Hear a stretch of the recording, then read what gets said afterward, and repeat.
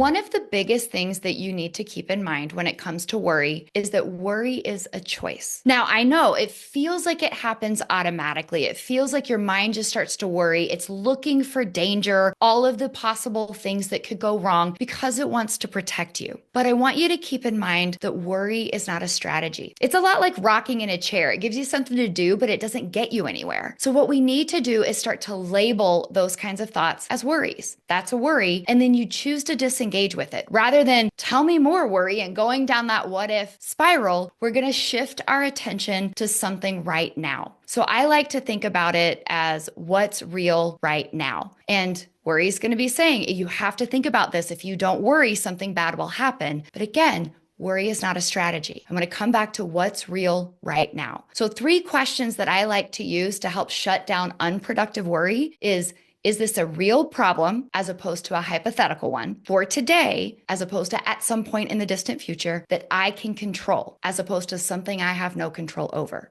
If it's a real problem for today that I can control, then I'm going to solve the problem. But if it's not, then I'm going to shift my attention and I'm going to pay attention to what's real right now.